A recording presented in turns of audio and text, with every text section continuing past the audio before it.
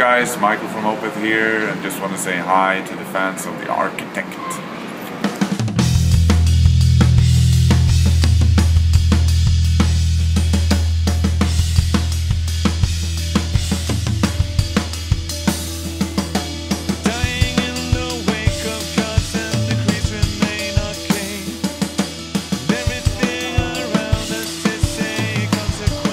You released, three different albums this time around.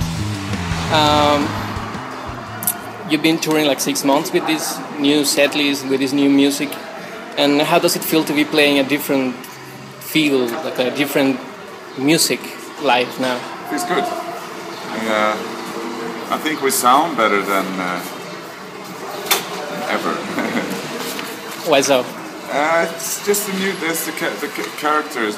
The new songs have different characteristics, or whatever you call it. You know, it's more band playing. You know, you can hear the whole band playing, and we feel like a unit. When you play some of the older, heavier songs, you concentrate more on what you're playing.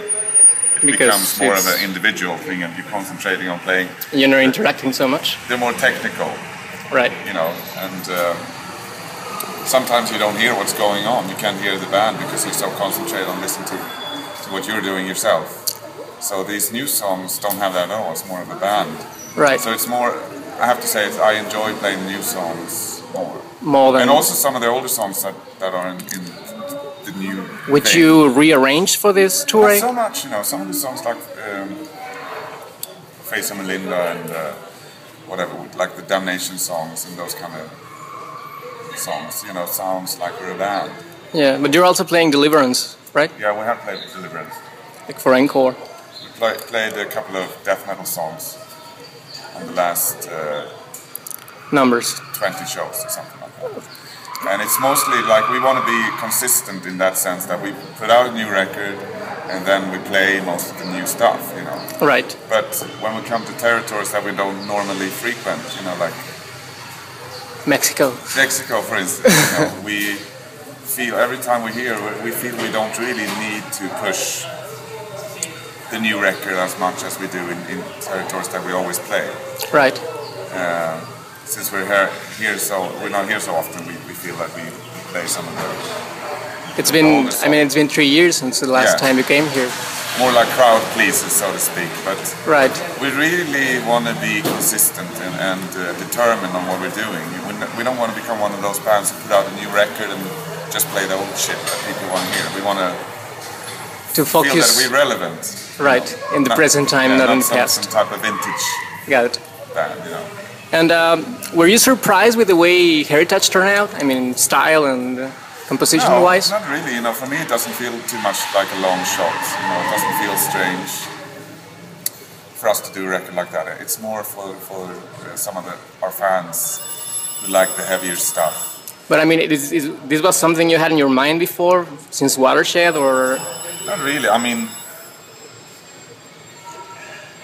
like some of these songs, or at least parts of these songs, are they sound different because of the production. You know, the way it was recorded. It's more raw, more 70s like. It's more 70s sounding, I guess. You know, but with like a modern, so to speak, like say the Watershed production or whatever you call it. Some of these songs would fit in on there, you know. Yeah. So like, it's not a big stretch for me at all.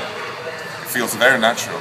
It wouldn't feel too natural to do another record in that kind of, you know, really technical way now.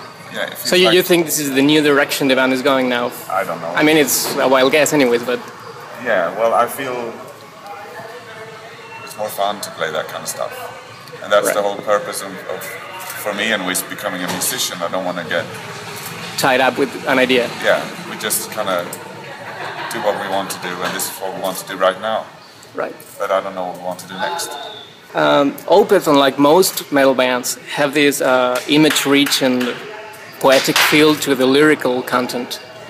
And I have always wondered, do you think like a lot how you write the lyrics, or it's something that comes just out naturally? Sometimes I don't think at all. Just from top of my head, you know, and you come up with something nice. Depends on what I want to write about, you know. For me, it's more of an escape, writing lyrics that doesn't come back to my personal life. Which are fictional? Some of the fictional, like, concept records I've done, they feel like I feel more comfortable doing that kind of stuff, but it's got harder with time to detach myself from the lyrics, you know. Now it feels simply harder for me to sing lines that don't necessarily mean anything to me, you know what I mean? So some of the last couple of records, like the last 2 records at least, have been very personal when it comes to the lyrical content. To the themes. Yeah. Do you know what the lyrics, I mean the theme of the song is going to be when you're making music? No. It's a different process. Yeah, you know, we like the stuff I write about lyrically is, I mean, some of it is personal, but they're always kind of bleak and always kind of dark lyrics, which is what I've been doing always. So any type of lyrics that I come up with would fit with any song, almost, you know. You could almost take a lyric from one of the older records and put it on Morning Rise and get it in Watershed. It would kind of fit, you know. Yeah, it's consistent in that way. Yeah, I never write about happy stuff, really. Are you fixated with some themes, like you said? Well, you know, some themes are more open to interpretation, you know, like when there's no facts about a certain theme, you can just write whatever you want about it, like death, for instance. I mean... Yeah, but I'm when I read them, I sense like you have words you use constantly. The mire, I don't know. Yeah, I have some favorite words, I guess. And where do you think that comes from? It's influences? Just interest in the English language, I guess. What do you read to get inspired? I don't read much. I mean, I read some of other people's lyrics. But do you read poetry or? I did. Or? I did in the beginning of our career. What did you read? Swedish poets. Swedish, okay. They're very dark. Like there's a guy called Bruno Coelho. I'm not sure if his stuff has been translated into English. I don't think you can translate some of that stuff. And it's very twisted and beautiful in a way, and very dark, very interesting, and also open to interpretation. You know, for you as a reader. As poetry should be. Yeah. So I love his stuff, and I went to one of his readings last year. Myself and Jonas. And Jonas is also a big fan from Catatonia, big fan of his. And we went to see it, and it was great. He's like a rock star in a way. You know, he has a big, only black clothes, big hat. You know, he's in his eccentric 60s, yeah. And he's like an idol to me. Like he's like Bruce Dickinson. Right. I saw him once record shopping. He came into a record store, and I was like, "Is that him?" Yeah, he's a big influence for me, but I don't rip him off. It's just an influence. What makes you sit down and start writing a new record? When did you decide, I mean, it's time to make music again, or to start thinking about a new concept? It's pressure, record label type of thing. You hear that the management calls you and says, well, Roadrunner picked up the option for another record, they want to release another record. And you have to do it that year. When are you going to do it? And it's like, okay, you know, we really should try and tie it in, say March, something. And I'm like, that's 3 months from now, I don't have a song. And before Blackwater Park, before you were that famous? It was also the pressure from the record label. They said? Say you should try and think about doing a new record. But I don't have a problem with that. I like that type of pressure, because otherwise I wouldn't get anything done. And has the workflow changed ever since you have a bigger record and you sell more records and you have a bigger fan base? No, it hasn't really changed. Like the way I write songs is still the same. And that's my recipe for success, at least for my own success. You know, the way I see it, you know, if I write songs that I like, chances are somebody else is going to like it. You know, that's been, I mean, those old records that if people don't like the new record, some fans say the new record's shit, you know, maybe they like the old stuff, you know. But in reality, I wrote those old songs in the same way as I write the new songs. You liked them all? I just like that shit, you know. So nobody can really tell me that I'm doing it in the wrong way now. Or selling out or anything. Because I'm still doing it in the same way as I did. It's just their perceptions have changed. Right. And being the leader and the one songwriter in the band, how much approval do you seek from your bandmates? Very much. Very much? Yes. For instance, I wrote a couple of songs trying to cling on to the style that I have with Watershed. But I knew it wasn't good enough. And Mendes told me it's not good enough. It's not. So I scrapped them and rewrote. So you are always showing them what you're doing? Yeah, I always, like even if I write the music, I'm seeking the approval from the other guys. I want them to love what we're doing, and it's necessary because otherwise they won't play good if they're not right. kind of attached to the song and make the songs their songs. And how much does those songs change when you go to the studio and you have to actually record them with them? Sometimes a lot, sometimes not at all. Most of the time, not so much. But are you like freely letting them change them, or? Yeah, to a certain extent. Right. But I write for all the instruments. When I write back home, when I play the bass, I want to come up with something I think Mendes is going to feel like this is good. Cool. Or with the drums, especially with the drums. You're programming it. Yeah, I'm programming drums, and I like go in every detail, like all the ghost. You want to have everything in there. Everything is perfect. I would play them a song, and the demo version will be something that's going to impress them. At least what I think is going to impress them. And but that gives them a little bit of a kick up the ass, to take the songs beyond the demo version. A notch up. Yeah. But many of the things that I came up with for the demos, when it comes to drum beats or fills or bass lines or keyboards, they're going to stick, unless they come up with something better. And most of the time, since I started doing really elaborate demos, they're similar to the finished version. And more as time goes by, I guess. Yeah, because I'm getting more and more into the details, and also like some of the technical type of evolution when it comes to having a home studio. Basically now I can make good sounding demos, very good sounding demos. What software do you use?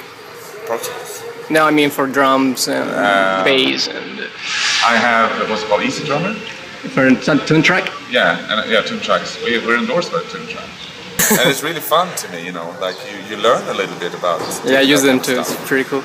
And also, when we went into the studio to record the drums, and we had a really good engineer, and we was like, he's asking us, how should we set up the drum kit? I was like, just set it up the way you want it, And we're not going to use anything strange. It's just going to be good microphones, good drum kit, good drummer, and a good take. And then we experimented a little bit with the ambient microphones in the room. Mm-hmm. Like, people are always chasing that Led Zeppelin sound from Led Zeppelin 4, which, like when the levee breaks, that song is what people love, that drum sound. Right. And it's got a big ambience to the sound. And I was like, we tried that, like, okay, let's put more on the microphones in the room and see what it sounds like. But I noticed I like it when it's really close. Like when you just have, it's almost like in a small room. In a small room, exactly. That's the sound I like from the drum section. Okay, so no big snares, no big... No. We had some more ambience on some of the songs, but generally it's very close. It's curious because your influences for this record, at least, I mean, the 70s fusion kind of McLaughlin thing was... Some of that stuff. Was very loud, and I mean, it was mostly live takes and stuff, so... Yeah. Now I don't listen too much to fusion, it's an acquired taste, and it all depends on what you feel like. Like fusion, if you hear fusion in the wrong setting, it's horrible to me. It's tedious, it's like torture. But in the right setting, it can be, interesting. Yeah, it can be something, And some of these artists, I mean, I like fusion when it has some type of melody. I don't like the free-form type of stuff too much. Like Bitches Brew, for instance, Okay. Whatever you call that record is a bit too much for me, It's just all over the place. It's very interesting and all that stuff, but I like when it's some certain sort of melody line. Musical focus. Yeah, like Billy Cobham Spectrum. That's Song Spectrum. I think is really nice. It's a beautiful song, beautiful, but it's what some people call fusion. And some of the Herbie Hancock records, like Headhunters, for instance, you know, the song Sly on there is. Yeah, but it's more musical. It's not so much about a guy doing a solo or. Sly has a freak out, which is usually when I fast forward because I like that when it's groovy. Or, yeah. Got it. And you can feel that influence in some of the songs like Folklore that have these maybe like this groovy cyclic thing. I mean we spend a lot of our career without a groove. You know, a lot of our career we never had a swing to our music. You know, people tell us that we did, but I don't think we did. It's perhaps more subtle. Yeah, but I think like now with especially with the drum. I mean, Lopez was a very good drummer, and he had a personal style. Latin influences. But when he started in the band, he was all. So that type of swing thing that he had was developed, and by the time he left, we still hadn't really nailed that type of thing going. I think he's probably a much better drummer with this new band now, and more kind of consistent with Solon, his new band. But Axe, you know, from the get-go, he comes from like a classic rock background, so it's really nice to get that type of Bonham feeling. Yeah, it's really something. So that's especially with the new record. I think displays a side to this band that we never really had before. Right, curious because I always pictured him with Bloodbath, so it's like. Yeah, but I think that very was a lot of criticism he got in the early days. That was uncalled for. That people say he's just a death metal drummer, but he's not. He's really not. He can certainly play that shit, you know. He's very versatile too. Yeah, he's very versatile. He started as a marching drummer, playing just a snare. Okay. And then you know, rock. You know, he even played with John Lord. Really? Yeah. Him and Mendes played a show with John Lord. Well. So he's. I mean, when I asked him what his favorite drummer was, he said Ian Pace. And that's a pretty fucking good reference. Yeah, it is. If you're a drummer. So I was like, you know, I was so happy he didn't say some death metal drummer. I mean, there are many good death metal drummers, you know. We play with Dean Hogland, who is the best death metal drummer in the world. And I remember playing with Gene. I mean, Gene can play anything. Gene's favorite drummer is Stevie Wonder. Okay. And that was like, wow, it's great. But I remember playing with Gene. He was really nervous about those kind of songs that didn't have all the, you know. He wasn't stuck to 16 notes or anything. No, I mean, he played it perfectly, but you could tell he was nervous. He was thinking about what he's doing. Not that comfortable. He never really played too much of that kind of stuff. Right. Back stuff. He can, but you know, what he's known for is that fucking powerhouse. Technical. Yeah. Hyper brutal technical thing. So, you know, I really enjoy playing with Axe, and I think he's a marvelous drummer. And whatever hang-up people have, our fans have about him, I think it's uncalled for, and it's generally probably coming back to the idea that they love Lopez drumming more. Right. It's a perception. Yeah. It's. Last thing, I guess. Given the current state of your musical career, I mean, you came from a very underground scene, and now you're not the underground. You're a scene. I still think we're underground. Do you think you're happier now than, I don't know, 15 years ago? No. I was happier 15 years ago. Why? Well, some personal issues and the whole band thing. I mean, there's some beautiful moments with this band, you know, but there's also like harsh stuff that you have to go through, like stuff that doesn't necessarily have anything to do with the music.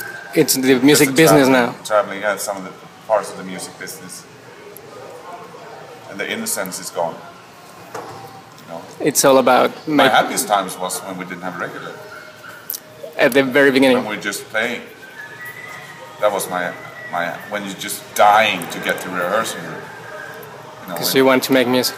Yeah, and just play loud, you know, that was the happiest times for me. But don't you get that sort of feeling with your side projects? I mean, no. Bloodbath or Storm Corruption is coming Storm Corruption was happy times at the time, because it was done in such a free way, you know, we didn't have any pressure or anything, nobody knew that we were recording these songs.